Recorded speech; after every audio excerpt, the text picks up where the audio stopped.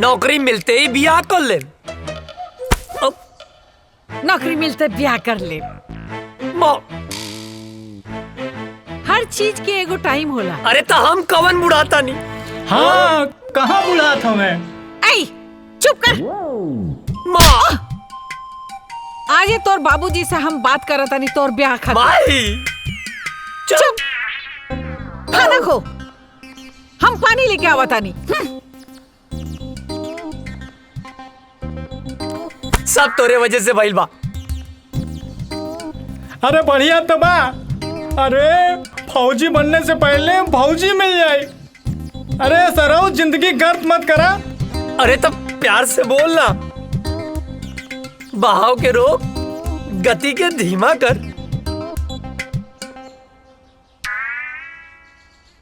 अरे यार, तुहार तो ब्याह हो जाए, हम तो साला छलवे बजाते रह जाए।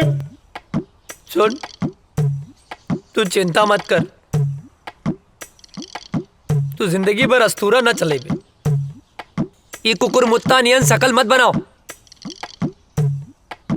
तोरा जान के का नाम है? सामान? अरे तोर प्राण रे। कविता। अगर हमार कविता के और पढ़ लेलस ना तो हम जान दे दे। तोर जान इतना सस्ता हो? कविता के अब तो से बियाह हम कराई। हमू देखता नहीं के बीच में आवता नफरत और जंग में सब जायज होला। सब नहीं, जायज होला, जायज होला। खाना खा, खाना खा।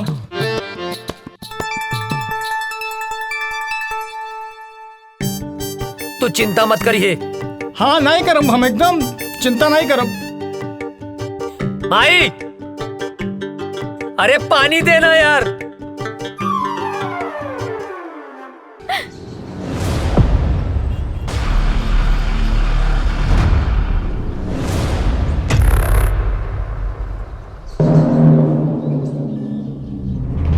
अस्सलाम वालेकुम। वालेकुम अस्सलाम। क्या खबर है? सारी तैयारियां हो चुकी हैं जनाब। इस बार हम लोग चूकेंगे नहीं। बस आपके हुक्म की देरी है। हमारे सारे जवान तैयार हैं हिंदुस्तान के सैनिकों का सर धड़ से अलग करने के लिए। आमीन। जी जनाब। कोई गलती नहीं होनी चाहिए। जैसा आपका हुक्म। बस आपके हुक्म का इंतजार है हमें। ध्यान देना, इस बार मिशन में कोई खलल नहीं होनी चाहिए। जी जनाब। ऐसा कहर मचाओ कि हिंदुस्तानियों का रोम रोम कांप उठे। जी जनाब। धमाका ऐसा हो कि हिंदुस्तानियों की आने वाली 7 पीढ़ियां थर्रा उठे। उनकी हदें उनको याद दिलाओ। जी जनाब। और जाओ, मुनव्वर खान को भी ये इत्तला कर दो ताकि वो सारी तैयारियां शुरू कर सके। जाओ। जनाब, आपका हुक्म सर आंखों में।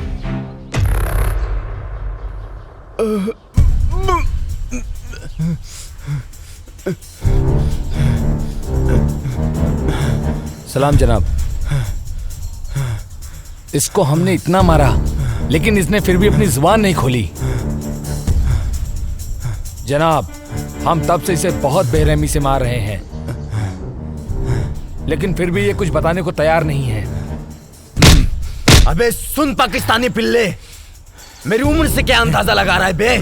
हमारे देश के नौजवानों में इतनी गर्मी है कि तेरे जैसे पाकिस्तानी झेल नहीं पाएंगे। अब तो तेरी गर्मी निकालनी ही पड़ेगी मुझे। बहुत फड़फड़ा रहा है साले। सुन, मैं इसकी गर्दन काट रहा हूं और तू इसका वीडियो बना और हिंदुस्तान में भेज ताकि हिंदुस्तान में कोई भी मर्द पैदा होने से सैकड़ों बार सोचे। इस वक्त की सबसे बड़ी खबर, आतंकवादियों ने हिंदुस्तानी सैनिकों और उनके ठिकानों पर हमला करना शुरू कर दिया है। उन्होंने भारतीय सैनिक का सर कलम कर जय हिंद सर। जय हिंद सर। एक बैड न्यूज है। क्या है बैड न्यूज?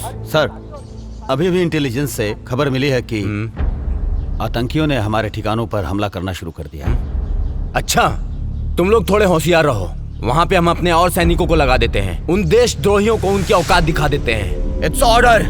ओके सर।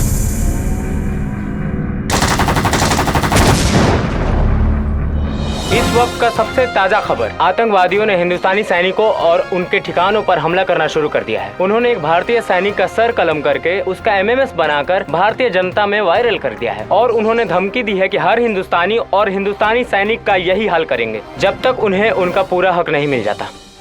सेना प्रमुख ने आर्मी को पूरी तरह अलर्ट रहने का आदेश दिया है। इस हमले का जिम्मेदार आतंकी संगठन प्रमुख अजहर पठान माना जाता है। अजहर पठान आतंकियों का मुख्य कमांडर है। जी हाँ दोस्तों, ये वही अजहर पठान है जिसका आज तक किसी ने चेहरा नहीं देखा है। देश दुनिया की सारी ताकतों ने इसे पकड़ने का पूरा जोर लगा दिया है, लेकिन आज तक वो किसी के हाथ नहीं आया है। हाथ आने की बात तो दूर, किसी ने आज तक उसका चेहरा तक नहीं देखा है। सिर्फ लोगों में उसके नाम का खौफ है, अजहर पठान, अजहर पठान। अब देखते हैं हिंदुस्तानी सैनिक उनकी बुरी नजरों पर कैसे पानी फेरते हैं। आप बने रहिए हमारे साथ देश दुनिया की सारी खबरों के साथ।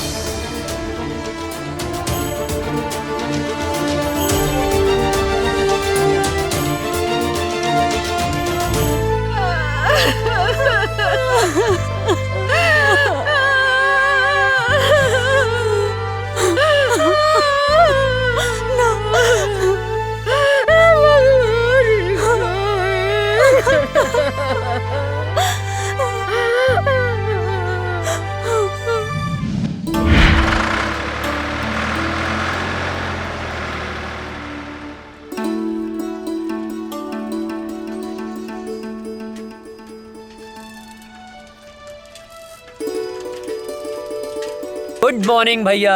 Good morning. ये साइकिल किस लिए? आप आगे आगे दौड़ेंगे, हम पीछे पीछे फॉलो करेंगे। अच्छा, ये साइकिल दीजिए तो। पर साइकिल का है। अरे दीजिए। दीजिए।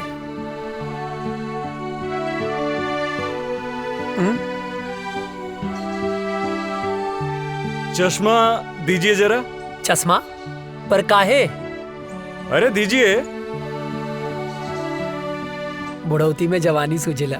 कैसे लग रहे हैं हम? एक नंबर भैया। अरे अरे, बैठना नहीं है, फॉलो मी। ये भैया का ऑर्डर नहीं है, फौज का ऑर्डर है। भैया का ऑर्डर नहीं है, फौज का ऑर्डर है, बैठना नहीं है। अरे फौजी आप हैं, दौड़े हम का है। फॉलो मी, जल्दी करो वरना सजा डबल हो जाएगी। भैया गलत बात हो।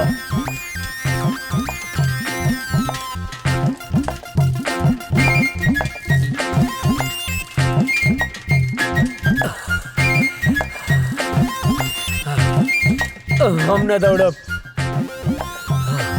ना, जा आगे, हम थक गए नहीं। दौड़ो उठ के। तू ही जा, हम ना जा। अरे उठ जा, क्या पता कब देश को तेरे जैसे जवान की जरूरत पड़ जाए। हमके देश के काम ना आवे क्यों, तू ही काम आवा। अरे पगले, शरीर में फुर्ती रहेगी, ताकत रहेगी तो कभी भी किसी भी समय किसी को भी झाड़ सकता है। गांव में हमसे क्यों ना भिड़ेला, जे भिड़ेला पटक के चाप देला।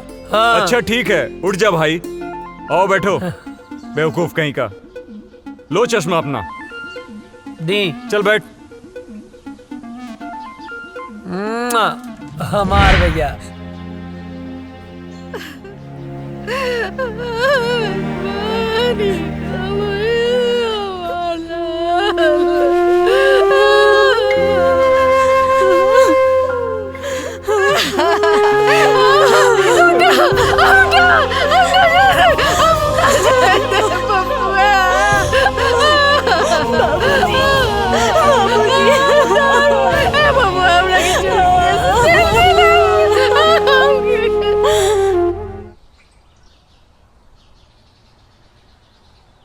चाचा जी, ओ चाचा, का भेल चाचा, काहे रोवत बाड़ा?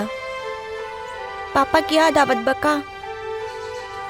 हमहू रोवत रहनी, लेकिन दादाजी मना कैलन। कहले हाँ कि पापा देश के दुश्मन से लड़े गइल बाड़े।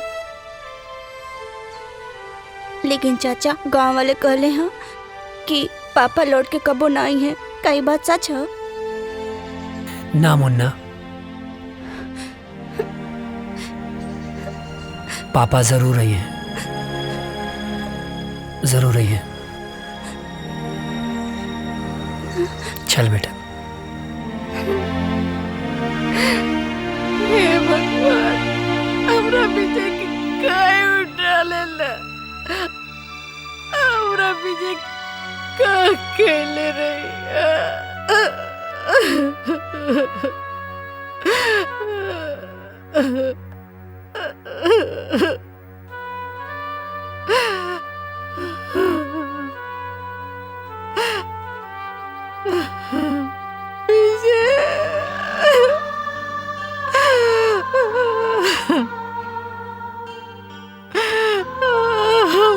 राम लखन की जोड़ी टूट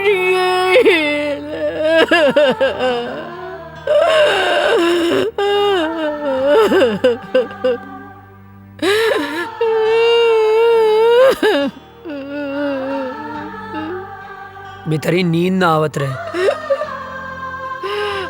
तारा गोद में सो जाए। ये सब का हो गया बबुआ, ये सब का हो गया।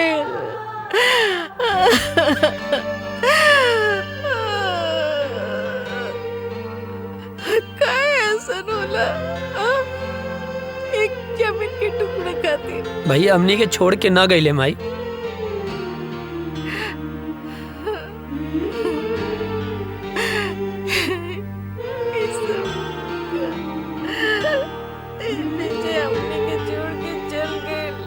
ना, ना माई, भैया हमनी के छोड़ के ना गईले, वो तो हमनी के दिल में बाड़े। हमरे तोहरे ये पूरा देश के जनता के दिल में बाड़े माई। शहीद के शहादत पर ना आंसू ना बहावल जाला, तू आंसू मत बहावा।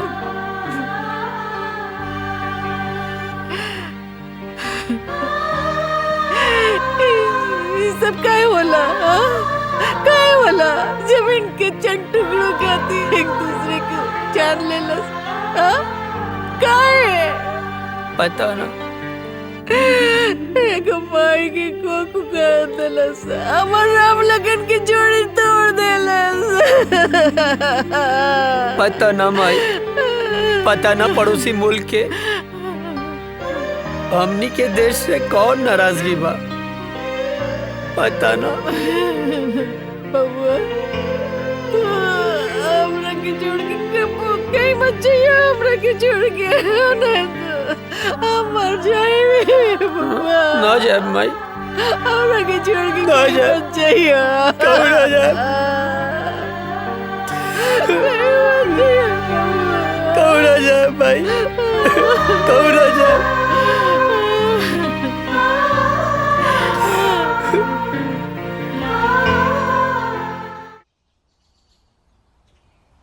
केहू बा चिट्ठी आयल हो, केहू बा चिट्ठी आयल हो, चिट्ठी आयल हो। हाँ आवतानी। हैली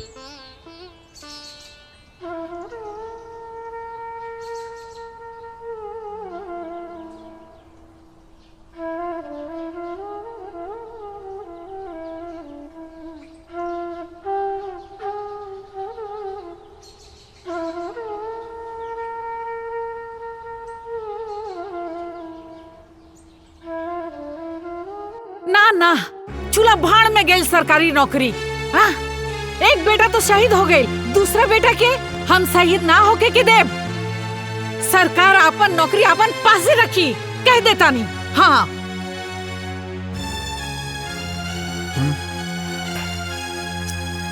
देखा बेटा, बात ऐसन बा कि विजय के शहीद होखे के बाद भारत सरकार ओकरा जगह पे तोहके नौकरी देले बा। मगर हम नहीं के चाहत। हाँ विजय शहीद हो गई, ओकर नौकरी अजय के मिलल। अगर अजय शहीद हो जाई तो हम क्या करब? बोली। अजय के माई, तोहरा दूगो बेटा बा तब इतना सोच रहल बाड़ू। हाँ अजय करी पूरा दुनिया माई बा, वो का सोचत हुई है? बोला कहीं तहरा के भगवान 10 गो बेटा देले रहतन नु तो खुद हम भेज देती न अपने भारत माता के रक्षा करे खातिर। बुझाइल? बात करा ताड़ू। माई बैठा, अरे बैठ। ए माई, बाबूजी ठीक कहा तारे। हमार मतलब है तू ठीक बोला तारो। तू केकर माई हवे बोल? बोले के पड़ी के करमाई है? तब बताओ ना के करमाई हवे। तोर माई है। आई धरती माई के करमाई हवे, हमरे नु ह।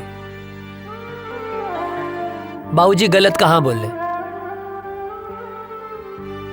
तोहरे रक्षा के जिम्मेदारी के करे बाबूजी? तोहर। आ धरती माई के रक्षा के जिम्मेदारी के कर? अरे तोहरे नु बा। माई मरब जी अब सब विधना के हाथ में है, और दुश्मन के लगे ऐसा कोनो गोली ना कि तेरा बेटा के सीना के पार कर जाओ। बिल्कुल। हाँ बिल्कुल ठीक।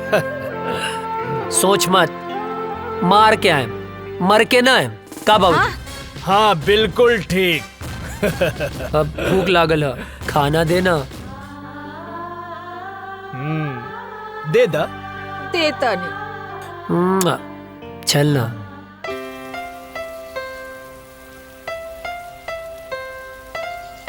अजय, तोहार रेलवे में सिलेक्शन हो गई।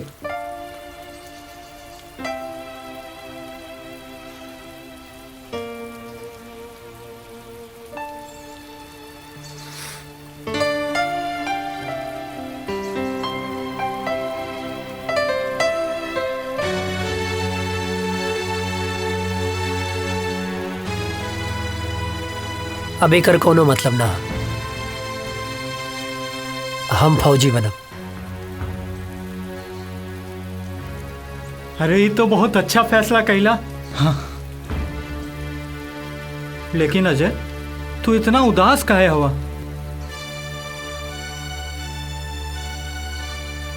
तोरा के विजय भैया के याद आवता ना? हाँ यार, बहुत याद आवता। अब ये उदासी के बोझा तू कब तक ढोईबा? देखा, जौन होके रहल तौन तो हो गए। शायद भगवान के यह मंजूर रहल। चाचा चाची, भौजी, भतीजा के समझावा, उनकर हिम्मत बना। अगर तू टूट जाइबा तो उन्हन के का होई? ठीक कहत वे यार। और वो काजल दिन रात तोरे याद में तड़पत बिया। तू तो फोन उठावे लेना। तू हमके अश्याम के फोन करेली बेर बेर।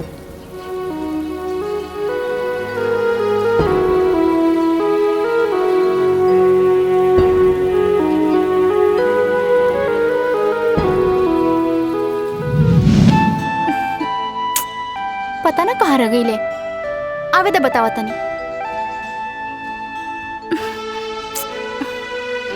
काजल आ गई नहीं? आहा, बहुत बड़ एहसान कर दिया ला आके। मतलब ई कि हम पूरा 2 घंटा 20 मिनट से तार इंतजार कर रहल बानी। बात तो सही कहा तारू। का बात तो सही कहा तारू? हाँ, लेफ्ट राइट करके तो हमार पैर दुखे लागल। पिराए लागल होई ना? हाँ, बहुत ज्यादा पिराता। और पता ना कहाँ कहाँ पिराता। कहाँ पिराता? यहाँ और यहाँ। अरे यहाँ पिराता। एजा का देखा तेरा? यहाँ देखा। अब का बताएं, देख रहे हैं बड़ी फुर्सत से खुदा ने तुम्हें बनाया है। हाय, इतना हसीन मिट्टी कहाँ से लाया है?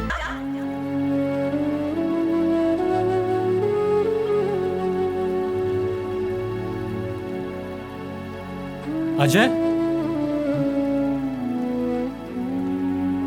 कहाँ खो गईला? कहीं ना। जाके एक बार काजल से भेंट कैला। ना करब। हम फौज में जाए खातिर माई बाबूजी के मना सकीले, पर काजल के ना मना पाई। कहीं काजल के प्यार हमार कमजोरी ना बन जाए।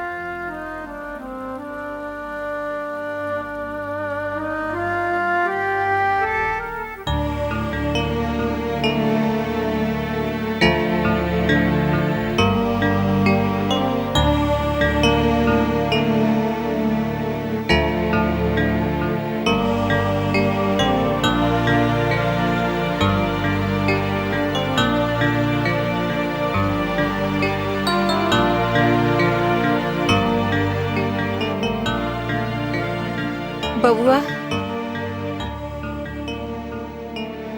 एक बार विचार कर ला। हम माई है ना, हाँ?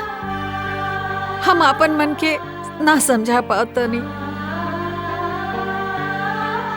विजय के सदमा तो हम बर्दाश्त कर लेनी, लेकिन तो के कुछ हो जाए तो हम ना बर्दाश्त कर सकब। तो के तक खुश होके के चाहे माई, हमके देश के सेवा करे के मौका मिलेल बा। अब ऐसे ताक के ना हमके ब्लैकमेल मत करा, खुशी खुशी भेज ना यार।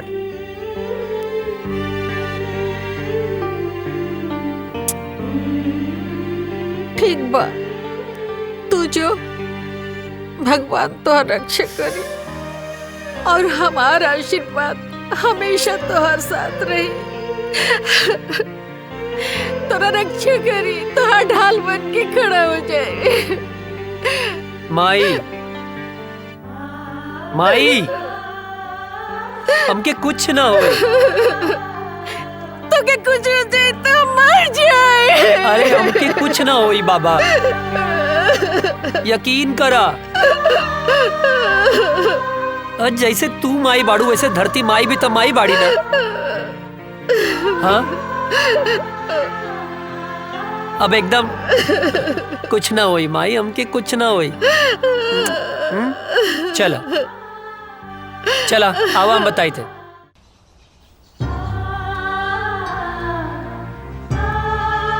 चला खुश रहें बाबू।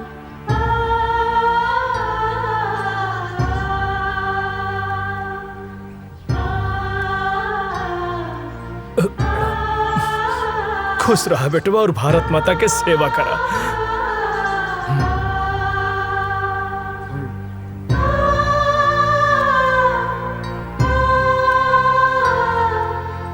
माई,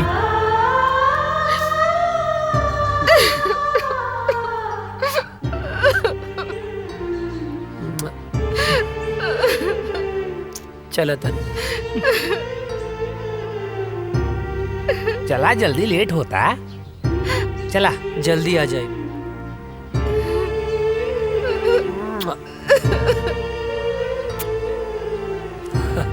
चला श्याम, चला। चाचू, जय हिंद। जय हिंद।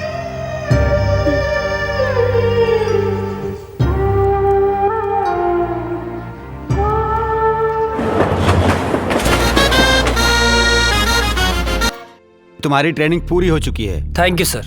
और तुम्हारी पोस्टिंग भी वहीं की जा रही है जहां तुम्हारे भाई शहीद विजय वर्मा पोस्ट थे और आखिरी बार आतंकियों से लोहा लेते हुए शहीद हुए। अब तुम्हें देश की रक्षा के साथ साथ अपने भाई का भी बदला लेना है। Thank you sir, it's my pleasure sir. और मुझे पूरा यकीन है कि तुम भी पूरी जाबाजी और दिलेरी के साथ माँ भारती के दुश्मनों को उनकी औकात बताओगे सर। और हाँ, ड्यूटी ज्वाइन करने से पहले छुट्टी दी जाती है।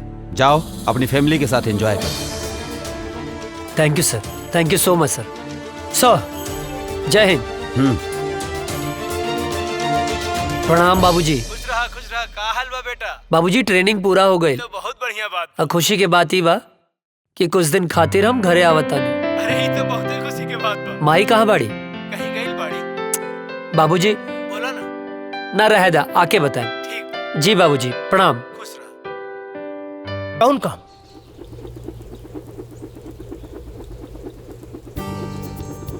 अरे ई ससुरवा सुतल बा, काम बन जाई। यस।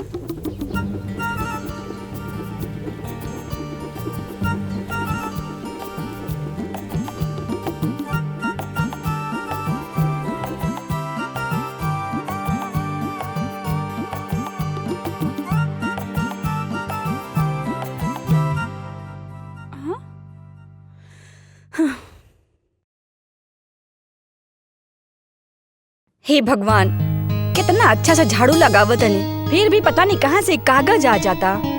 हवा भी तो ना चलता।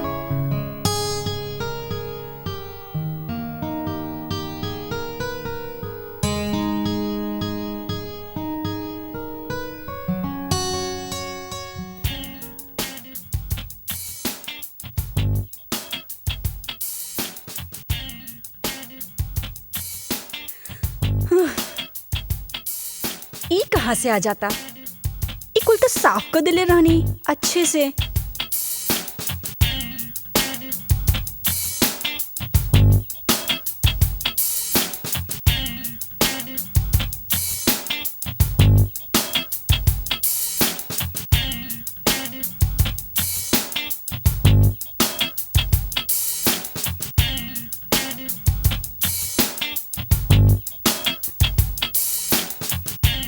अरे नहीं, हम बानी हम।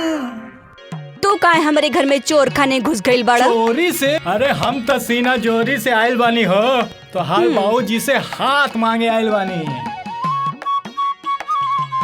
अच्छा, तो ई कूड़ा काहे फैलावतड़ा? तू समझल करा। धत, तू बड़ा ऊ बड़ा। लागत हमार जादू तोरा पे चल गइल बा हो। जब ऐसे पीछे पड़बर राजा, तब जादू चलिए जाई। हमके यही दिन के बहुत दिन से इंतजार रहल। अरे कविता, कहाँ मारू? अरे जल्दी से एक गिलास पानी तो लेके आवा बेटा।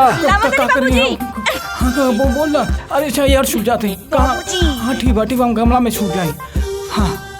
अरे कविता, कहाँ बाड़ू? अरे हम काहे छुपे? अरे हम तो तोहर बाबूजी से तोहर हाथ न मांगे आइल बानी। धीरे धीरे बाबूजी जाग गई बड़े। अच्छा, एक तरह हाथ मंगवा ना, तब बाबूजी हम दोनों जाने के काटती हैं। अरे बिटिया, का करे तारू? जल्दी लिया हुआ पानी। तू चिंता ना करा, हम तोहर बाबूजी के समझा ना ले। हाँ? अच्छा, बाबूजी के समझा ले बा। अरे बात के समझो। एगो आदमी ना घर में घुस आइल रहे और बाबूजी ओकरा के ना मार मार के आज वो टूटल टांग लेके बाजारे में भीख मांगता। का बात करा तू? हाँ। टूटल टांग? अरे हम भीख ना मांगा। सुना, हमके कहीं छुपा देना। कहीं छुपा दे। हे भगवान बचा लिया हमको, कुछ नहीं करा हम। हे भगवान। अरे बेटा कविता, कहाँ रह गइलू? इली बाबूजी आगे नहीं। का बिटिया, काहे इतना देर लगा देलू पानी लावे में? अरे बाबूजी गिलास धोवत रहनी है। अरे बाप रे, इतना सुंदर लड़की के ऐसा राक्षस ऐसा बाप। हे भगवान बचा लिया। अरे हम 100 किलो के लड्डू चढ़ा दे, प्लीज हमके बचा लिया। हमार हाथ पैर टूटे वाला बा। हम भगवान, हम कबो पीछा नहीं करब। भगवान बचा लाला। हम जिंदा हमके बचा लो भगवान, बचा लो।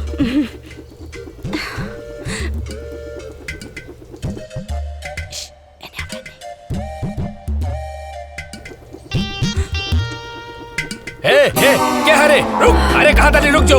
अरे कहाँ भागा था? रुक! अरे कहाँ तानी, रुक जो। अरे के बड़ा?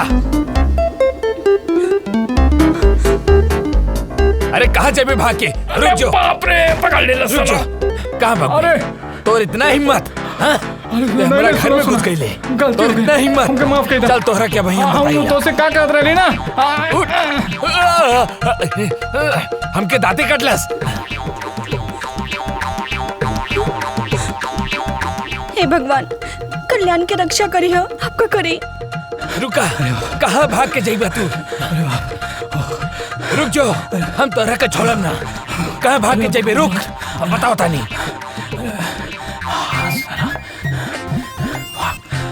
भाग जल्दी भाग।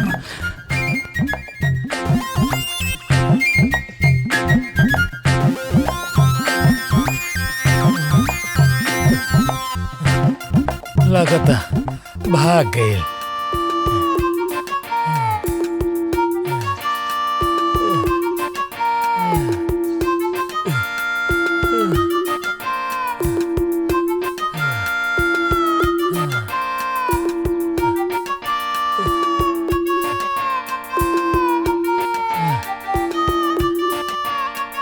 लगता भाग गए।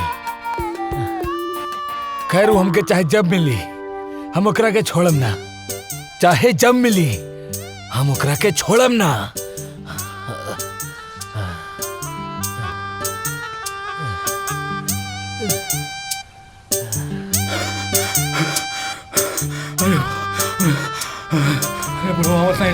अरे रुक बे। कहाँ थे बे तुम? तुम्हारे चक्कर में हम सारा गांव घूम लिए बे। अरे राम, कहानी बाद में बताए, पहले घर चलो। बताओ कहाँ थे बे, नहीं तो चढ़ा देंगे। अरे यार चला ना यार। चवन्नी मुस्की। अरे यार चल ना यार।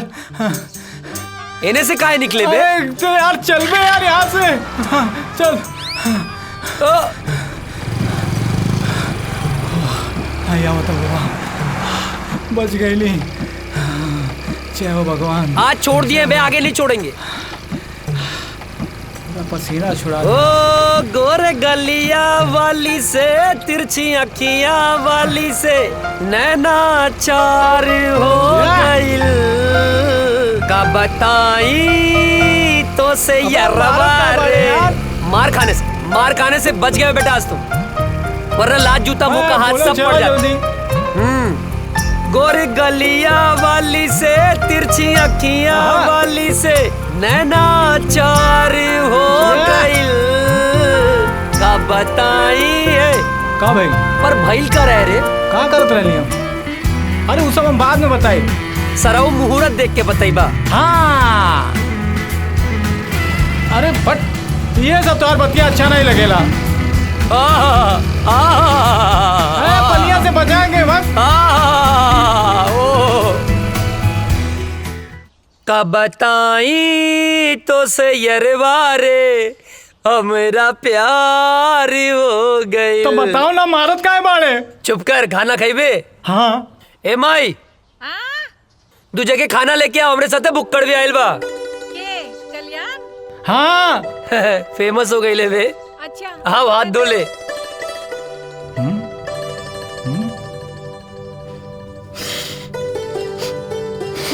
ए, हाँ, जाके हाथ धो। अरे हमार हाथ तो साफ बा। साफ बा? सलून के पानी कितना दिन में बदले ले? जबले कीड़ा ना पड़ेला। अबे गंदा हो रहा। जाके हाथ धो। जाता ही। एक बार कुकुर के पूंछ सीधा हो सकेले, बाकी तू ना। इला चाची गोड़ लगातानी। जियत रहा, बैठा। खा।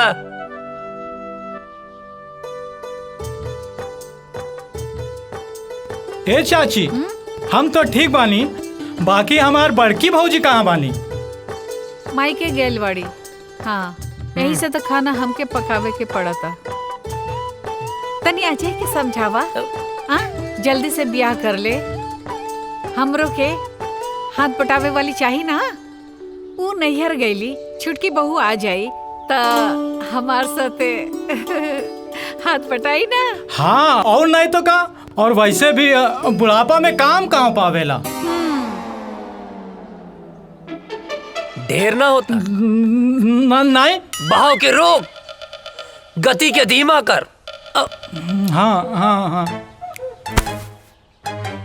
ओकरा के काहे धमकावा ताड़े? हाँ, हम सब बुझी ले। अरे हमार माई, यार ड्यूटी और ब्यूटी। सुना बिटिया? हाँ बाबूजी। हम जाता नहीं कुछ काम से। हाँ, थोड़ा ध्यान रखिए। हाँ ठीक बा बाबूजी।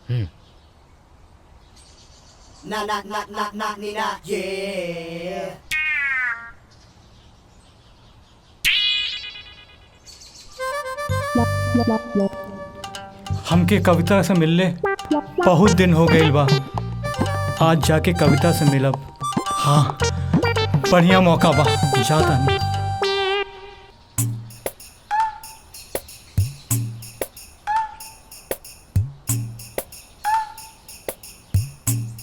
तू इतना दिन बाद? कविता, ये बात सही बा। हम तोहार बाबूजी से डराइला, लेकिन यो बात सच बा कि हम तोरे बिना जी ना सकेंगे। आज हम एगो फैसला कर ले बानी कि हम जियब चाहे मरब, लेकिन ब्याह तोहरे संगे करब। कल्याण, तू हमरा से इतना प्यार करेला? हाँ, अपने जान से भी ज्यादा।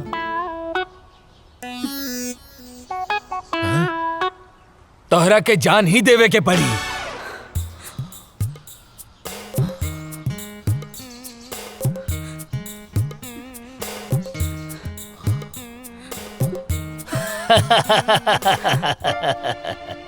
प्यार भी करेला और डर भी लगेला। हाँ? हम दरअसल देखे के चाहत रानी कि तू हमरा बिटिया के सच्चा प्यार करेला कि नहीं। काहे से कि जे सच्चा प्यार करेला ना ओकरा में हिम्मत अपने आप आ जाला। और आज हम बहुत खुश बानी कि तू सच्चा प्यार करेला और हिम्मत दिखौला। अब हम निश्चित हो गए बानी कि तू हमार बिटिया के ध्यान रखबा, ओकरा प्यार करबा। अरे अरे जुग जुग जिया बाबूजी। तेरी अखा का यो काजल कर देता है मैनू घायल।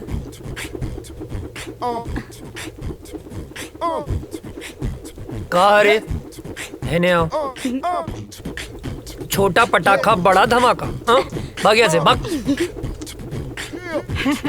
अरे बबुआ, जेकरा खातिर इतना फीट फाट होत बड़ा ना, तारा बाबूजी ओकरा बाबूजी से मिलके बात पक्का करे खातिर गइल बाड़े। हाँ? सच्ची माई? हम जाना तानी तोहार जान कहाँ अटकल बा। अरे अजय के माई, अजय के रिश्ता पक्का हो गई। हाँ, अब सुना तू एक बात कान खोल के सुन ला। दिग्विजय सिंह फौजी के बेटा के बियाह हट तनी घर के बढ़िया से एकदम जगमगा दिया। हाँ, ताकि लोग आए देखे देखते रह जाए। ठीक ना? हाँ ना बेटा? हाँ बाबू। हाँ, ठीक बा।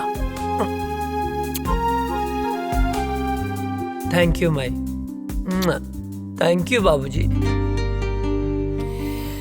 तेरी अखा का यो काजल कर देता है मैनू पागल।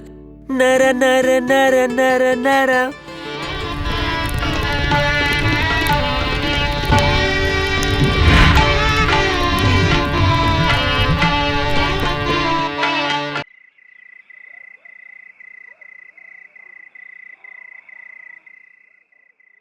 अजय, अजय। ए काजल, का भइल? काहे रोत तारू?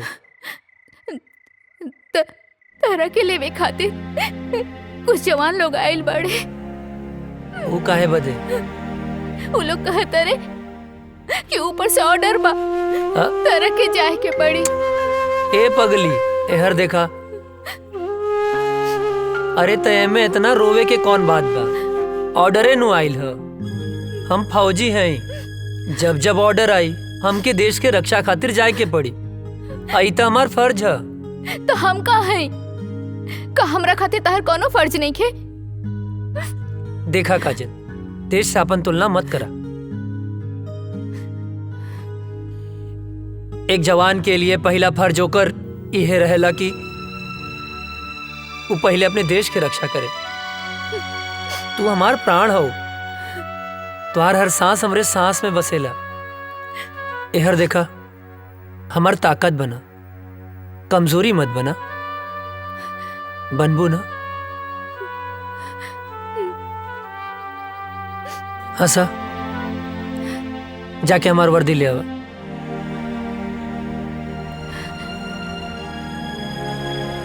पगली कहीं के। हाँ मिश्रा।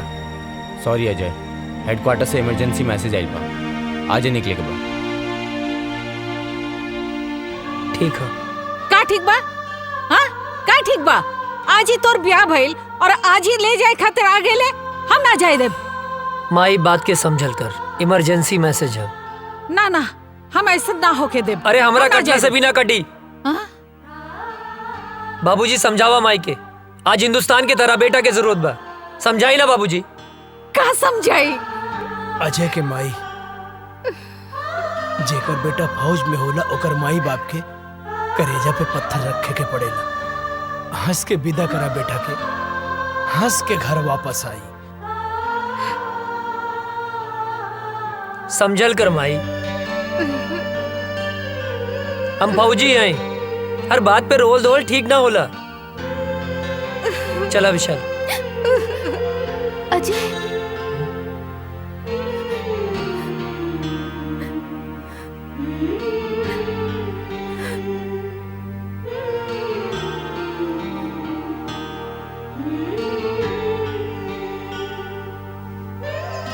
जल्दी आए।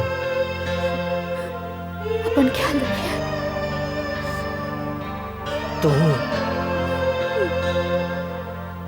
माई रोआ मत। माई बाबूजी के ख्याल रखिए।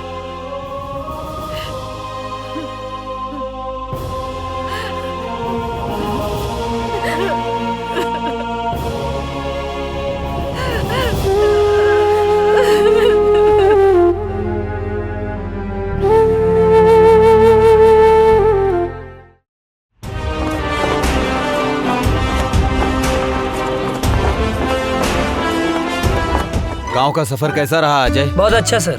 माँ और बाबूजी सब ठीक हैं? एकदम बढ़िया सर। चलो ठीक है, साइन करो और आज से ड्यूटी ज्वाइन सर।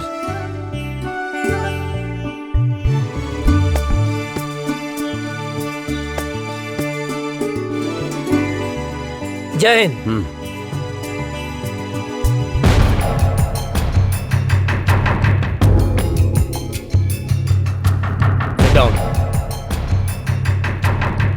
सर, अचानक इमरजेंसी मीटिंग बुलाने का मकसद? अभी अभी गुप्त सूत्रों से पता चला है कि ये पाकिस्तानी आतंकवादी हमारे देश के खिलाफ साजिश कर रहे हैं। सर, वो घुस चुके हैं तो पकड़े भी जाएंगे सर। और वो एक बड़े प्लान के साथ गुजरात, राजस्थान और कश्मीर के भीड़ भाड़ वाले इलाके में बमबारी करने वाले हैं। बहुत जल्द वो लोग उस प्लान को अंजाम देने वाले हैं। वो किसी भी हद तक जा सकते हैं जी। और आश्चर्य की बात यह है कि हमारे देश के ही कुछ लोग उनकी हेल्प कर रहे हैं।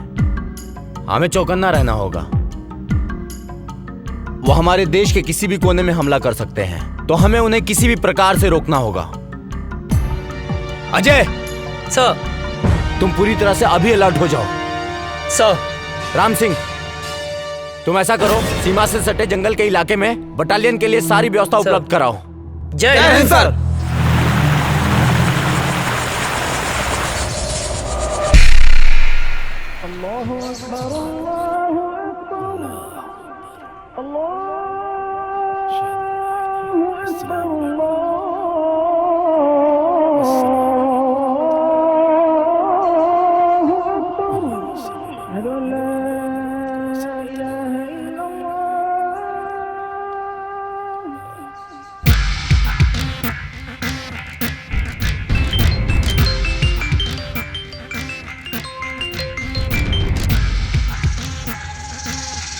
जी बॉस, हुक्म कीजिए। धारा 370 खत्म होने से हमारे सिपाहियों के इरादे कमजोर तो नहीं हो रहे हैं? नहीं बॉस, हमारे इरादे तो और भी पुख्ता हो गए हैं। वाह। कश्मीर हमारा था, हमारा है, हमारा ही रहेगा। इंशाअल्लाह। इंशाअल्लाह। आगाज तो उन्होंने किया था, खत्म हम करेंगे। बहुत खूब, आमीन।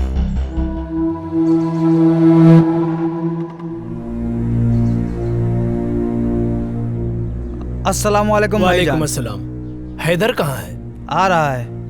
सलामुअलैकुम भाईजान। वालेकुम अस्सलाम। हैदर। हाँ भाईजान। क्या हाल समाचार है? आर्मी में एक नया नौजवान ऑफिसर आया है, अजय वर्मा। ये वही विजय वर्मा का छोटा भाई है। विजय वर्मा भी आया था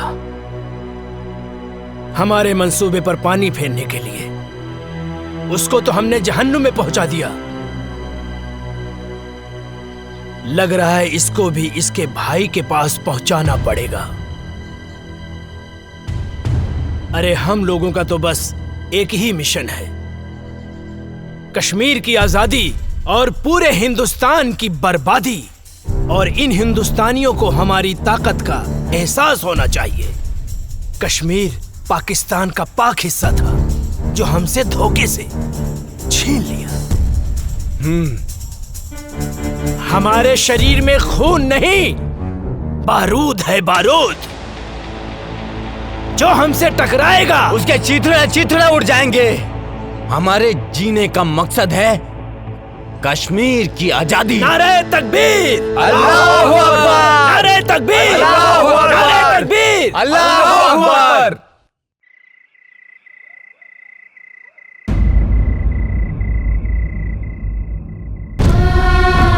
हे भगवान, हमारे सुहाग जहां भी होगे सही सलामत होगे।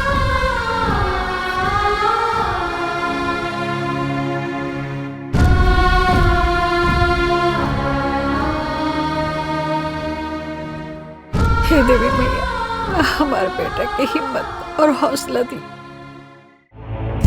दुश्मनों के इरादे और मजबूत होते जा रहे हैं और अभी पता चला है पाकिस्तान के कुछ आतंकवादी हमारे देश में घुसने की कोशिश कर रहे हैं। हमारी सुरक्षा एजेंसियों द्वारा पता चला है कि कल परसों तक वो हमारी सीमा के अंदर होंगे। उनकी प्लानिंग हमारे यहां बम ब्लास्ट करने की है। 5 जन जो लोग हमारी सीमा में जंगल के रास्ते घुसने वाले हैं, वो हमारे देश के किसी भी कोने में बम ब्लास्ट कर सकते हैं। उनके इरादे और उनकी हिम्मत तो देखो। अभी भी इतना कुछ होने के बावजूद पाकिस्तानी आतंकवादी यहां आके हमारे देश में आतंक मचाना चाहते हैं, और वो भी एक बड़े प्लान के साथ। हमें इनके सहारे उस इंसान तक पहुंचना है जो इस खेल का मास्टरमाइंड है। उसे जिंदा पकड़ना होगा ताकि वो किसके कहने पे, किसके इशारे पे ये सब कर रहे हैं। इसलिए इस मौके को हमें हाथ से नहीं निकलने देना है। अगर हम लोग इस बार कामयाब हो गए तो जीत हमारी पक्की है। सर, आर यू रेडी? सर। गाइस, मिली जानकारी के अनुसार दुश्मन अपना मूड बना चुका है। कभी भी हमला कर सकता है वो। अलर्ट रहना जरूरी है। दीपक। यस सर, हम लोग भी पूरे तैयार हैं सर। सारी तैयारी हो चुकी है। दुश्मन बाल भी बाका नहीं कर सकता सर। गुड। गांव की मिट्टी के खुशबू के छोड़ के आइल बनी, यहाँ दुश्मन के धूल चटावे। रिलैक्स, आओ बैठ। तोरे गांव के बाद से गांव की याद आ गई।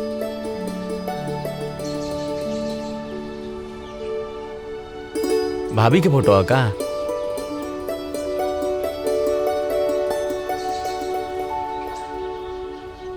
हमरे सुकून के फोटो। सर सर सर, कहाँ खो गई नी? अपना सुकून के लगे, अपना गांव में। रिक्वेस्ट बा सर एगो। का बोला? हमके गाँव में जाए के बा सर। अच्छा ना? लइका भइल बा सर। ओह, बधाई हो। थैंक यू सर। सर, बड़े साहब से कह के थोड़ा छुट्टी दिलवा दी ना। छुट्टी मिल जाए तो की छुट्टी। खुश? मुनव्वर, अब बॉर्डर क्रॉस करने का वक्त आ गया है। हिंदुस्तान की सीमा में घुसने के बाद के सारे इंतजाम हो चुके हैं। बस तुम्हें बॉर्डर क्रॉस करते वक्त सावधानी बरतनी होगी। चारों तरफ हिंदुस्तानी सैनिक गश्त करते रहेंगे। बहुत संभल कर चलना होगा। हिंदुस्तान में हमारे लोग तुम्हारा इंतजार कर रहे हैं। बस तुम्हारे वहां पहुंचने की देरी है। मुझे तुम पर पूरा भरोसा है। तुम वहां पहुंचने के बाद अपने काम को अंजाम जरूर दोगे। इस बार हम काफिरों को सबक सिखा कर रहेंगे। खुदा हाफिज।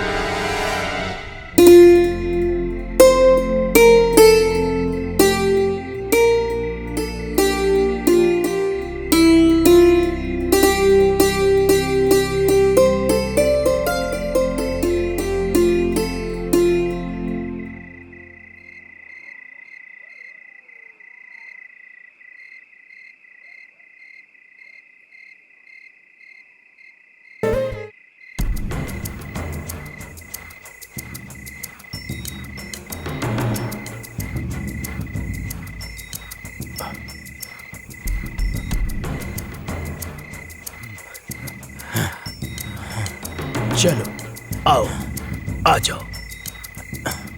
यहाँ से 5 किलोमीटर दूर हमारे लिए गाड़ी खड़ी है। यहाँ से वहां तक जाना है और कुछ दिन हिंदुस्तान में रुकना है। हम अपने मिशन को कामयाब बनाएंगे, समझे? आओ जी।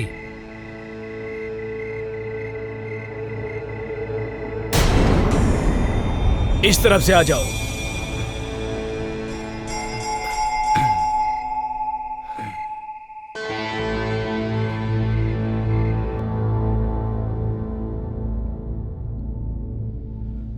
रुक जाओ। अब यहां से ना 500 मीटर दूर हिंदुस्तान की सीमा शुरू हो रही है।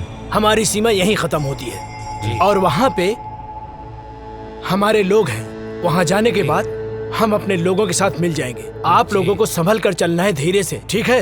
चलो, एकदम सबको चौकन्ना रहना है क्योंकि यहाँ पर सैनिक गश्त हमेशा करते हैं। जी जनाब। सबकी नजरों से बचते बचते हमें आराम से धीरे धीरे चलना है, ठीक है? अब चलो।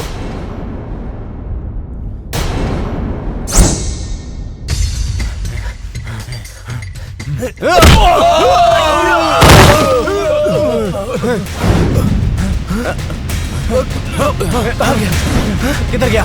किधर गया? कौन है? कहाँ गया? किधर गया? चलो। जी जनाब।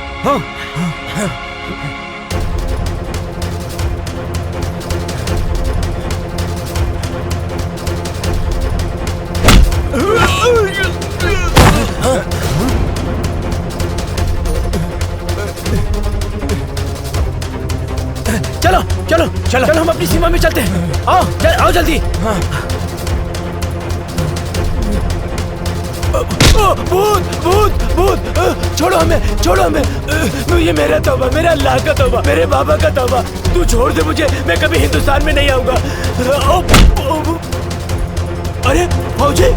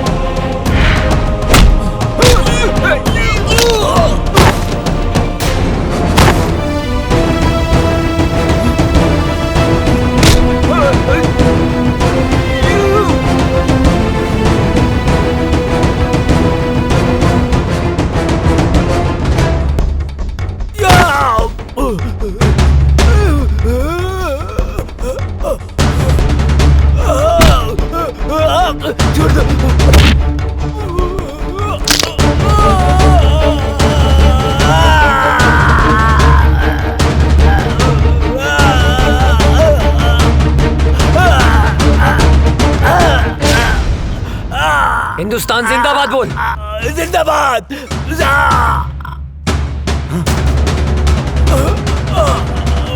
ना तुम लोगों का ईमान है, ना तुम लोगों का धर्म। बैठ। तेरे गांव के बाद से गांव की याद आ गई।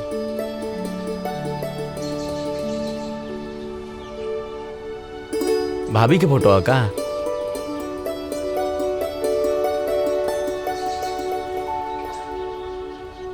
हमरे सुकून के फोटो।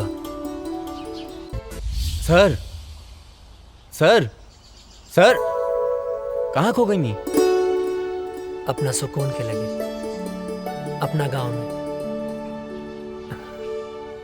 रिक्वेस्ट बा सर एगो। का बोला? हमके गाँव में जाए के बा सर। अच्छा ना? लइका भइल बा सर। ओह, बधाई हो। थैंक यू सर। सर बड़े साहब से कह के थोड़ा छुट्टी दिलवा दी ना। छुट्टी मिल जाए तो की छुट्टी। खुश? मुनव्वर, अब बॉर्डर क्रॉस करने का वक्त आ गया है। हिंदुस्तान की सीमा में घुसने के बाद के सारे इंतजाम हो चुके हैं। बस तुम्हें बॉर्डर क्रॉस करते वक्त सावधानी बरतनी होगी। चारों तरफ हिंदुस्तानी सैनिक गश्त करते रहेंगे, बहुत संभल कर चलना होगा। हिंदुस्तान में हमारे लोग तुम्हारा इंतजार कर रहे हैं, बस तुम्हारे वहां पहुंचने की देरी है।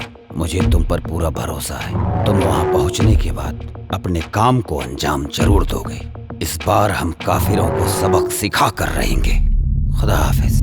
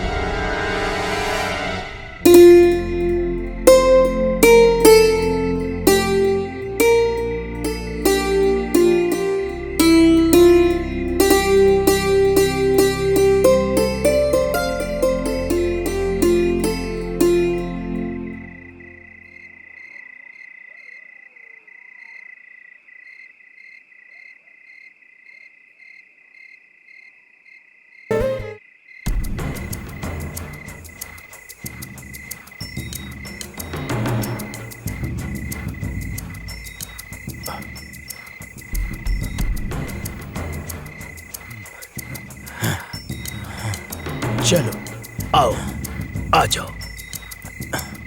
यहाँ से 5 किलोमीटर दूर हमारे लिए गाड़ी खड़ी है। यहाँ से वहां तक जाना है और कुछ दिन हिंदुस्तान में रुकना है।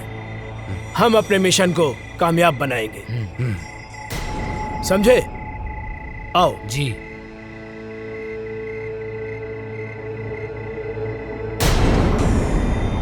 इस तरफ से आ जाओ।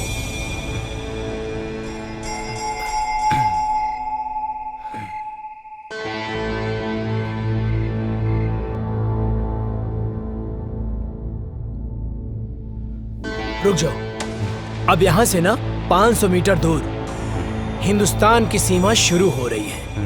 हमारी सीमा यहीं खत्म होती है और वहां पे हमारे लोग हैं। वहां जाने के बाद हम अपने लोगों के साथ मिल जाएंगे। आप लोगों को संभल कर चलना है, धीरे से, ठीक है? चलो, एकदम सबको चौकन्ना रहना है क्योंकि यहाँ पर सैनिक गश्त हमेशा करते हैं। जी जनाब। सबकी नजरों से बचते बचते हमें आराम से धीरे धीरे चलना है, ठीक है? अब चलो।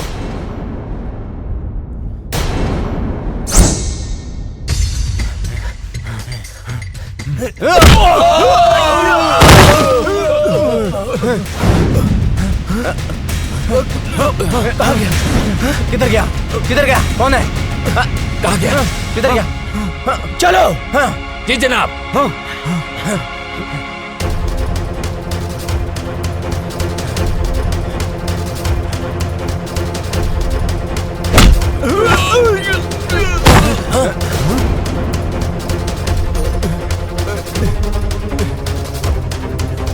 चलो चलो चलो चलो, हम अपनी सीमा में चलते हैं। आओ आओ जल्दी। भूत भूत भूत, छोड़ो हमें, छोड़ो हमें। ये मेरा तौबा, मेरा अल्लाह का तौबा, मेरे बाबा का तौबा। तू छोड़ दे मुझे, मैं कभी हिंदुस्तान में नहीं आऊंगा। अरे फौजी,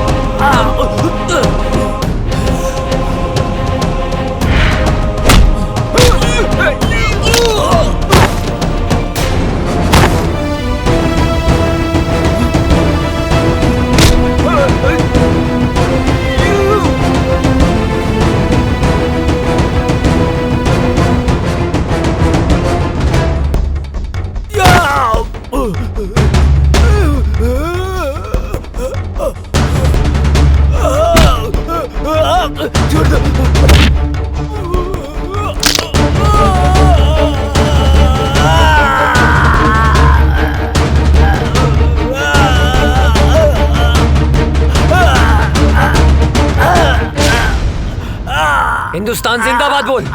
जिंदाबाद।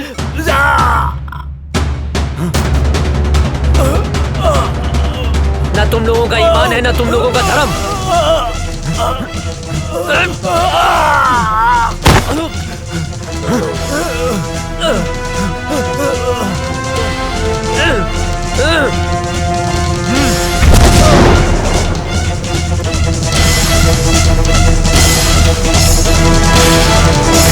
अभी अभी खबर सामने आई है कि आतंकवादियों और हिंदुस्तानी सैनिकों का आमना सामना हुआ है, जिसकी वजह से कुख्यात आतंकवादी मुनव्वर खान हिंदुस्तान की गिरफ्त में आ चुका है। जी दोस्तों, हिंदुस्तानी सैनिक पहले से अलर्ट थी और जैसे ही कुख्यात आतंकवादी मुनव्वर खान हिंदुस्तान के सीमा में प्रवेश किया, वैसे ही बहादुर सैनिक अजय वर्मा ने अपनी जान की बाजी लगाकर उनका मुकाबला किया, जिस वजह से खूंखार आतंकवादी मुनव्वर खान पकड़ा गया। दुख की बात यह है कि उस मुठभेड़ के बाद से ही अजय वर्मा का पता नहीं चल पा रहा है। खूंखार आतंकवादी मुनव्वर खान से पूछताछ जारी है और अभी भी लापता अजय वर्मा को ढूंढने का प्रयास किया जा रहा है।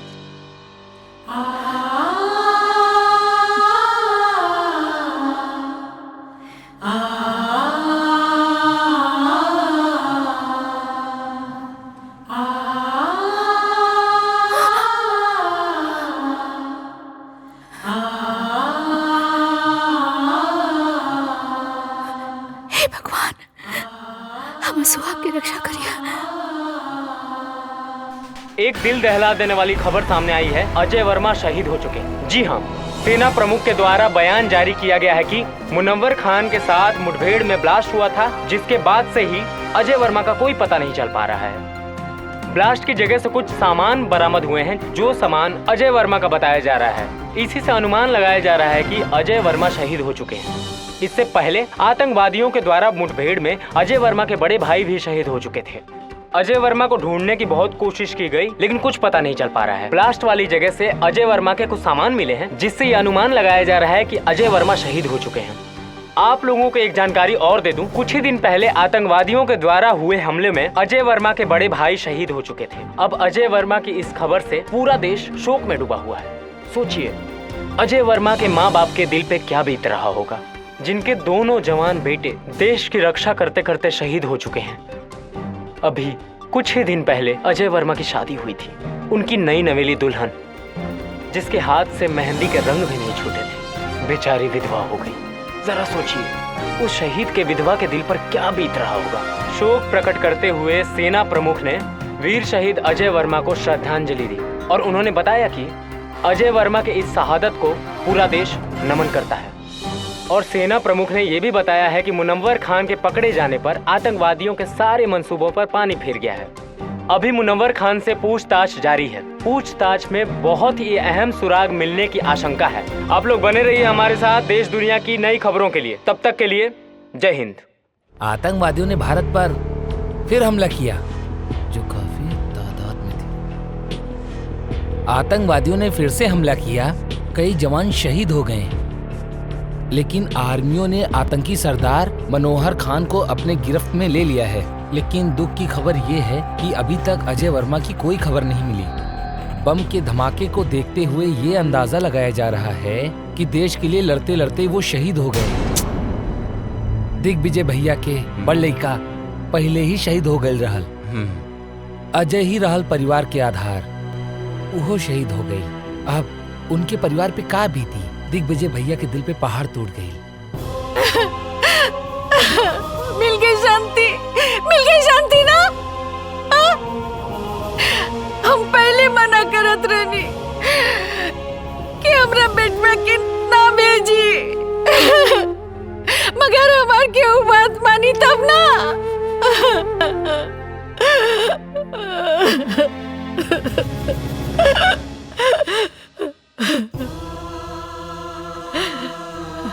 भाई, हमारे बेटा के लाश खेता दिखा दो। बाबूजी, विस्फोट इतना जोर से फैल रहा है ना, अजय के कुछ भी पता ना चलल।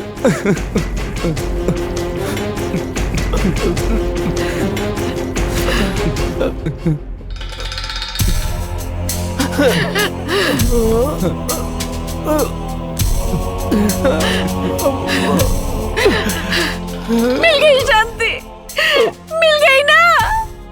हमार वंश के आखिरी दिया बुझ गई। माई, का भइल? इतना काहे रोता रू? और ये फोटो पर माला?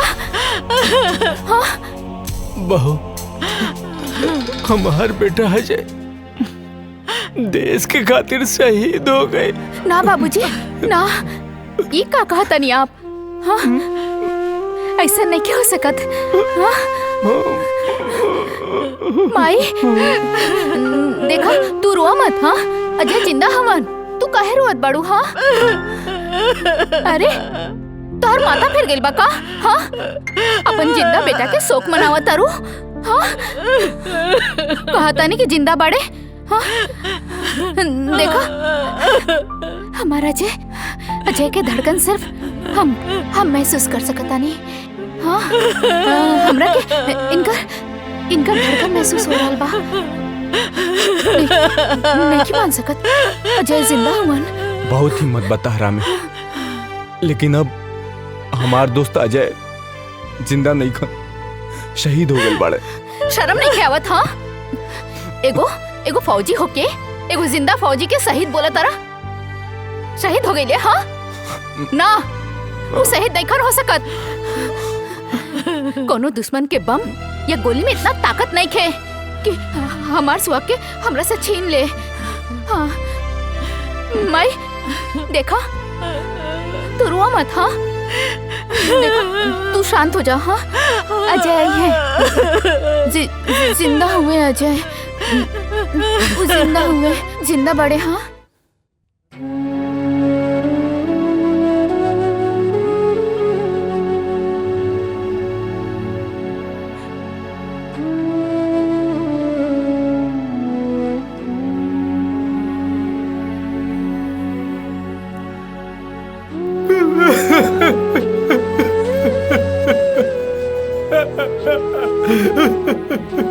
अजय भैया, अजय भैया आतंकवादी हमला में शहीद हो गए।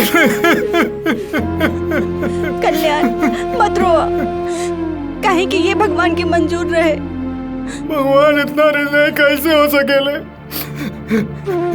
चाची चाची रो रो के पागल हो रहे माली। और काजल मौजी के तो पता ही नहीं भाई कि उनके सुहाग गुजर गई। भगवान इतना निर्दयी कैसे हो सकेले? कैसे हो सकेले? अरे श्याम क्या करता ना? श्याम, अरे अंधेरा में कौन पढ़ाई करता ना बेटा? ए श्याम, अरे मचिसिया भाई ना काजनी कहाँ थई लेबा?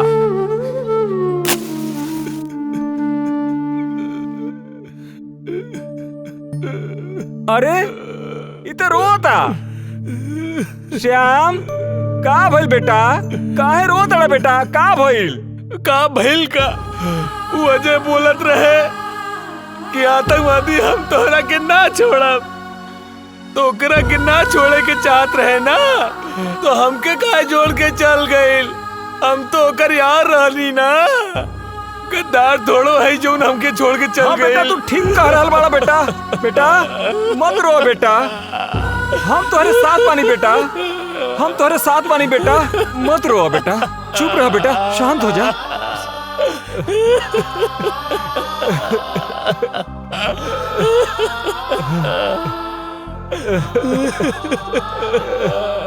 चुप हो जा बेटा, चुप हो जा बेटा, बेटा चुप हो जा बेटा, चुप रहा बेटा, चुप हो जा बेटा।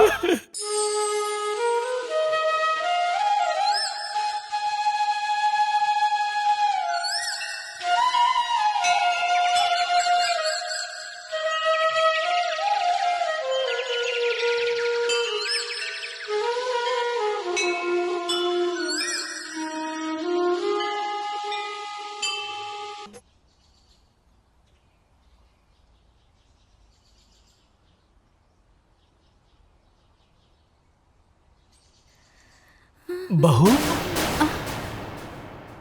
ई तू का कर रहा बाड़ू बहू? अरे अजय अभी दुनिया में नहीं के, भगवान के उहे मर्जी रहे। अजय नैखन मरल बाबूजी, हमरा के पूरा विश्वास बा वो जहाँ भी हुई है हमारी मांग के सिंदूर उनका के खींच के ले आई। अजय के भाई तू ही समझावा बहू के। बेटी माजी, हमरा के विश्वास बा वो जिंदा हुए। हाँ बेटी, सब ठीक हो जाएगी, भगवान पे भरोसा रखा, सब ठीक हो जाएगी। रउआ बिल्कुल ठीक कहा तानी। देखी रउआ जैसन उचित समझी वैसन करी, हमरा कौनो एतराज नहीं के। चला काजल। कहाँ? बिटिया अभी तहार उम्र ही का बा, ये पहाड़ जैसी जिंदगी कैसे कटबू तू? यही से हम फैसला कैले बानी कि हम तोहार दूसर बियाह करब। सुना बहू, बाबूजी के कहल तू मान ला, अभी तो बहुत जिंदगी पड़ल बा। आखिर बहू अकेले तू कब तक रहबू? कब तक? का बाबूजी बोझ लगता नहीं का? का बात कर रहा बारू बेटी? अरे बेटी तू हमार बात समझे के कोशिश करा। एक त धन भाग हमार की तू हमरे घर में बहू बन के आयलू। हम कोनो आँख के काजल ना है कि आंसू के साथ बह जाई। अजय के नाम में हम अपन रूह, धड़कन सब कुछ कर देले बानी। हम अपन अंतिम सांस ले उनका इंतजार करब। हमार बात समझे की कोशिश करा।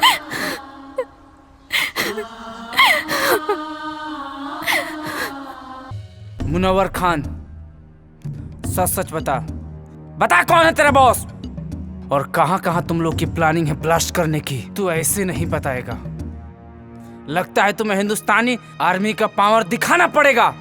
मुनव्वर खान, तू हिंदुस्तानी फौज के कब्जे में है। आज हिंदुस्तानी फौज तेरे साथ क्या सलूक करेगी तू सोच भी नहीं सकता है। बता सच सच, बोल तेरा बॉस कौन है? बोल बोल बोल।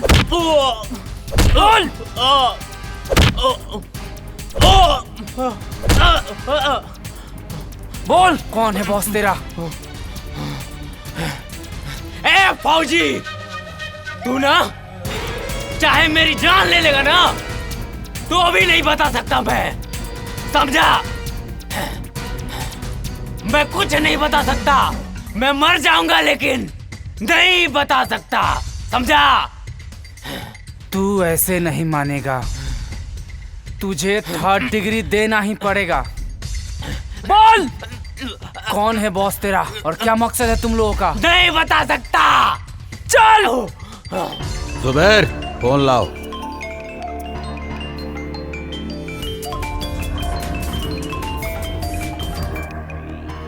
अजहर। जी जनाब। उन्होंने मुनव्वर खान को गिरफ्तार करके हमारे लोगों में और उबाल भर दिया है। जी जनाब। अब हम उन्हें उनकी औकात दिखा कर रहेंगे, उन्हें एक पल भी नहीं बख्श सकते हम।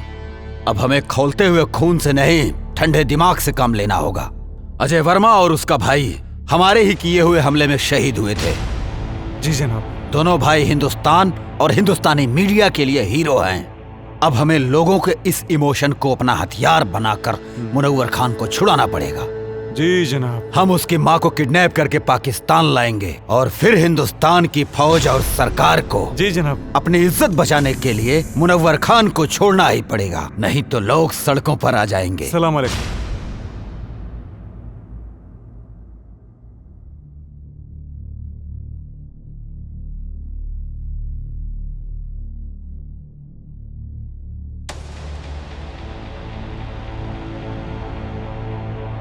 हे देवी मैया, हमार कलेजा के टुकड़े के काहे छीन ले लू, ओकरा बिना कैसे जिए, ओकरा बिना हम कैसे जिए तानी माई? हम मर जाए, अब हम मर जाए। हाँ, हमरा लाल के साथ का कहलू, ओकरा के कुछ कैसे हो गल मैया?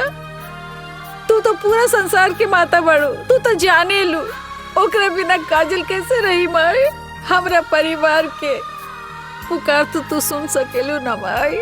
हाँ, तू तो जाने लू, ओकरे बिना हम ना रह सकब, ओकरे के कुछ कैसे हो गए? हम मर जाए, हम ओकरे बिना ना रह सकब, हमार बच्चे के लौटा दी माई। तू तो माई बड़ू, हमो माई है, हमार दिल के टुकड़े के लौटा दी।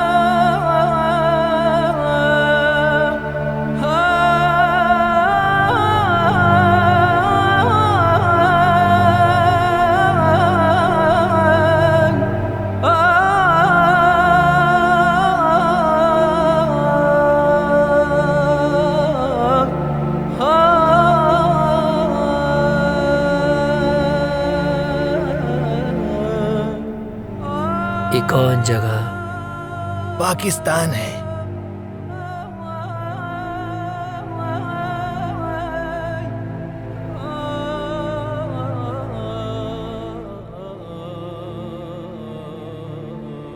हम यहाँ कैसे हैं? कल मैं जंगल गया हुआ था तो वहां पर मैंने देखा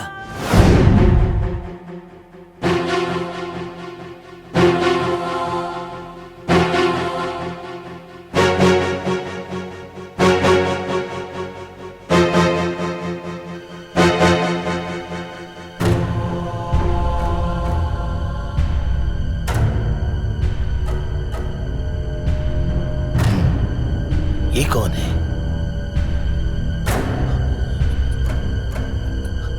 ये तो ऐसा लगता है जैसे हिंदुस्तानी है।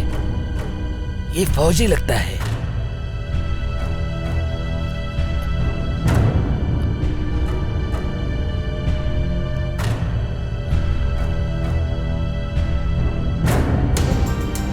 इसे हमें बचाना होगा।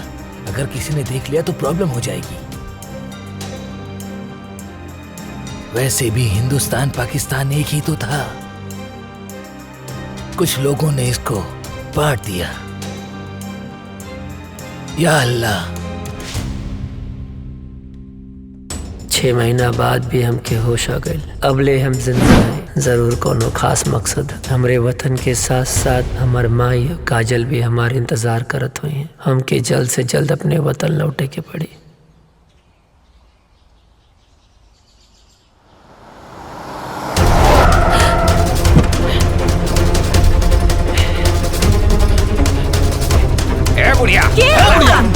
अरे हमारे कहीं चला था। अरे छोड़ा। हम का कहनी? हमरा ले जाता रहा। अरे कहां है?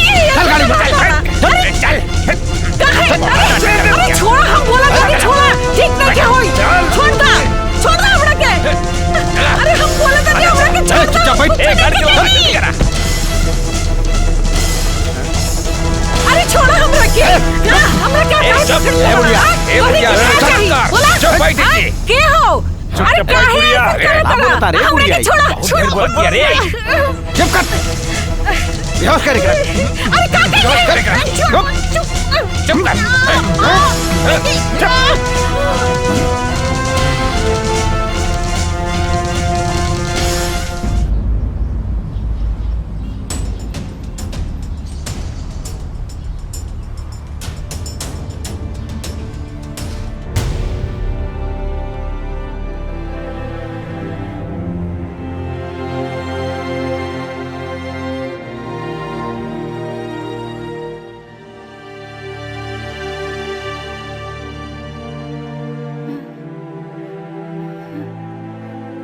ये हम कहाँ बनी? हम जब बानल काहे बनी? हाँ, अरे क्यों बा? अरे हमरा के बचावा, हमरा के यहाँ से छुड़ा के ले जावा हो। हे भगवान, हमरा के छुड़ावा। अरे हमरा के बचावा इन लोगन से।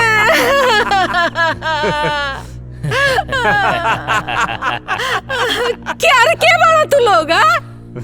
काहे क्या हमरा की हाल है बड़ा? का कहनी मारी तोरी के? चुप बुढ़िया। बताता हूँ कि तुझे क्यों लाया हूँ यहाँ। तुम्हारे दोनों बेटों को अपने आदमियों से मरवाया था मैंने।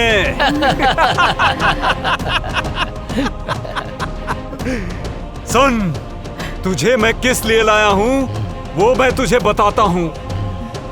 तुम्हारे हिंदुस्तान के आर्मी ने हमारी टीम के कमांडर मुनव्वर खान को गिरफ्तार करके अपने हिंदुस्तान के जेल में बंद कर रखा है, जिसकी वजह से सारा प्लान हमारा फेल हो रखा है।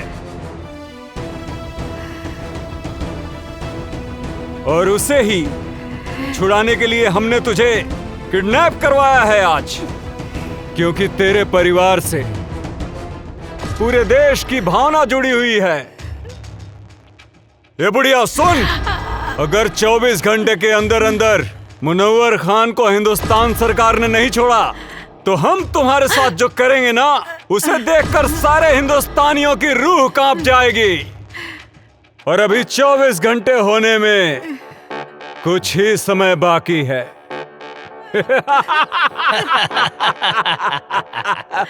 इधर वक्त खत्म हुआ और तुम्हारा वीडियो वायरल।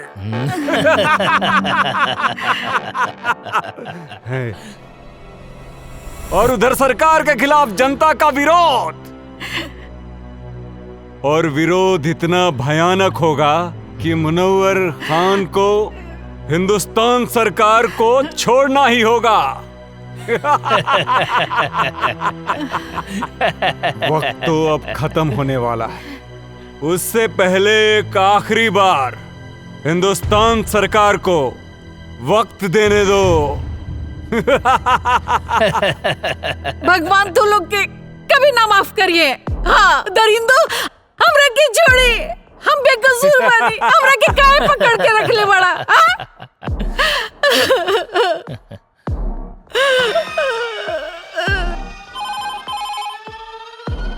हेलो, कौन? कैप्टन, क्या हुआ? कब छोड़ रहे हो मुनव्वर खान को? वक्त का ख्याल करो। तुम्हारे पास अब सिर्फ 30 मिनट बचे हुए हैं। और सुन, अगर इन 30 मिनट में तूने हमें कोई सूचना नहीं दी तो तू सोच भी नहीं सकता है कि अजय वर्मा की मां के साथ क्या क्या हो सकता है। बकवास बंद करो। क्या सबूत है कि शहीद अजय वर्मा की मां तुम्हारे कब्जे में है? ले सुन, हमरी खातिर कोनो समझौता मत करिए। और हाँ, मैं आखिरी बार बता रहा हूँ, वो वीडियो तेरे हिंदुस्तान की पूरी मीडिया में वायरल कर दूंगा मैं। ठीक है, हमें गृह मंत्री जी से बात करनी होगी। मत छोड़िए मुनव्वर खान के। चुप बुढ़िया, बहुत चपड़ चपड़ करती है। जय हिंद सर। सर, आतंकियों ने मुनव्वर खान को छुड़ाने के लिए शहीद अजय वर्मा की मां को किडनैप कर लिया है। जल्दी एक्शन लेना पड़ेगा सर। जब तक मैं न कहूं कोई कदम मत उठाना। ओके सर।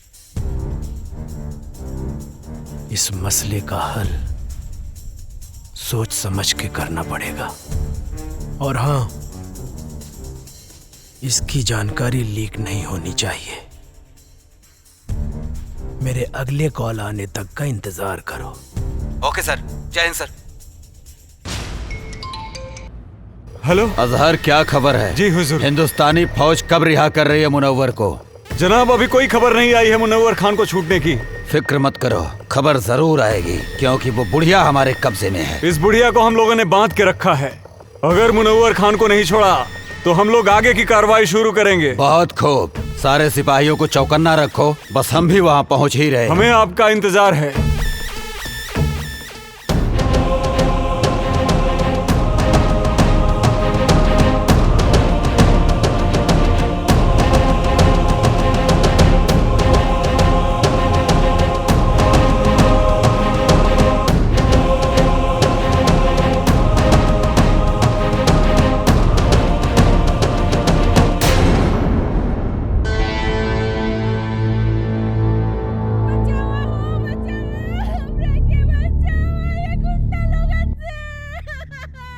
ये तो कोनो लड़की की आवाज लागत बा।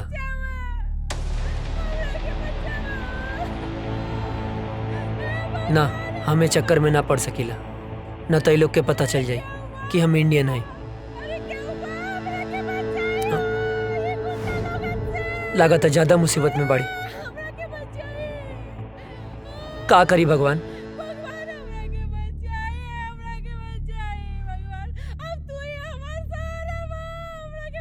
केहू के भी बहन बेटी हो सकेले, ओकर रक्षा करब हमार फर्ज है, हमार फर्ज है। हमरा मदद करी, हमरा के बचाए। इतना माई बाड़ी, हमरा के बांध के रखल बा, हमरा के बचाए।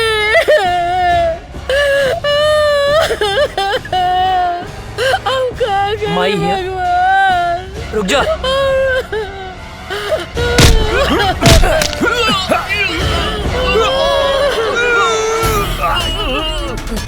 अजय! अजय! बाबा जिंदा बना! हे भगवान! लागला!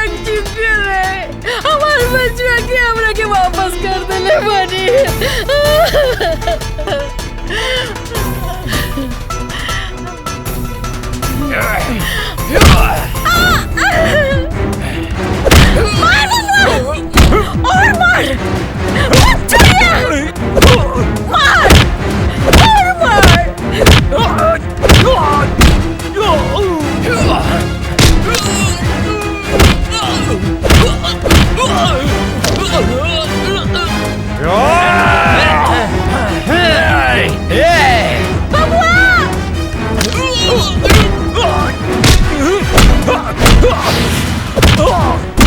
विजय के ये लोग मर ले रहे हैं बबुआ।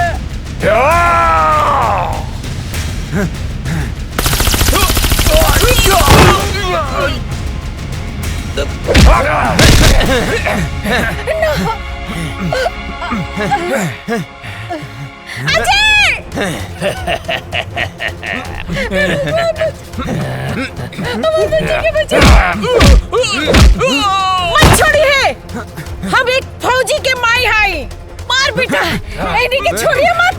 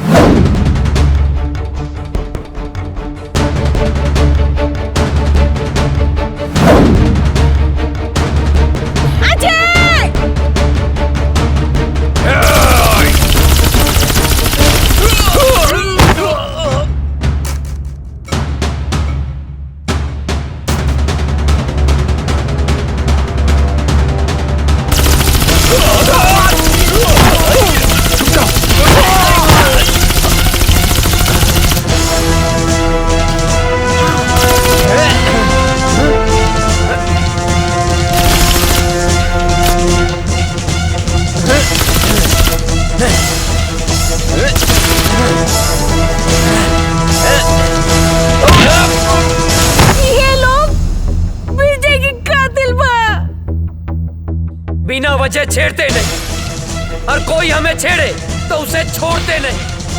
फाड़ दे कलेजा दुश्मन के घर में, हिंदुस्तानी उसे कहते हैं।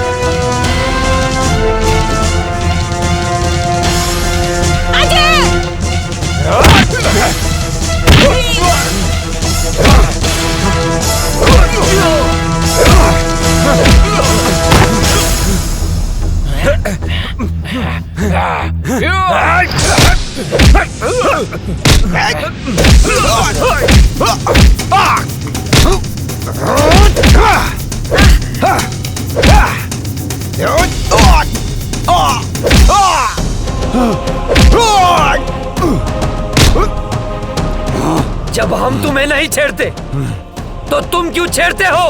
कश्मीर क्यों नहीं छोड़ते? कश्मीर हमारा है।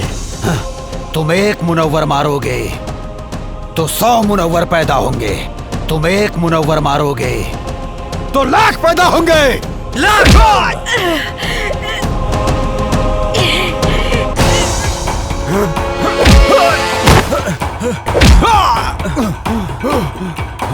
भेजे में शांति से बात घुसती नहीं है क्या? ए काफिर, तेरा भाई भी आया था यहाँ, मैंने मारा उसे, वो भी बम से उड़ा के, समझा?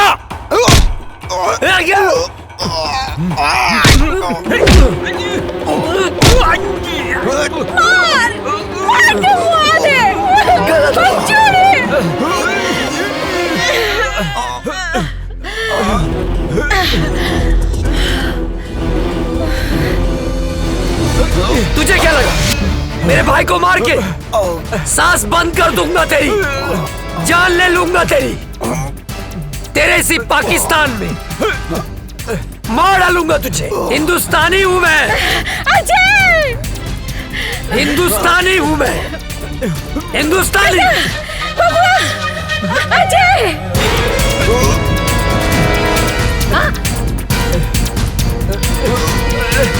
बेटा,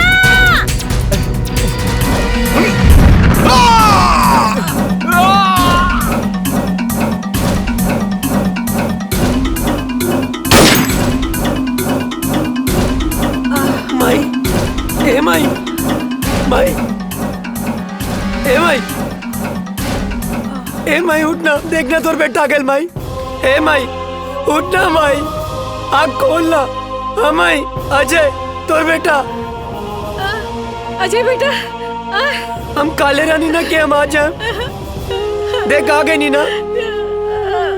कहाँ रहला माई के छोड़ के इतना दिन? गलती हो गई माई, गलती हो गई। जाना था ना, तोहर बाबूजी, काजल बिटिया, तोहर भाभी, तोहर भतीजिया चिंटू, यहाँ तक कि पूरा गांव हमार बबुआ के हमारा अजय के इंतजार करत रही। बेटा तू हमने के छोड़ के कहाँ गई? कहीं न जाए माई।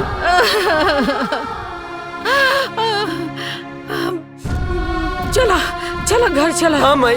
काजल बिटिया तो हर इंतजार चला करत उठा। रही। जना तड़ा। मेरा भारत महान। जय हिंद, जय भारत।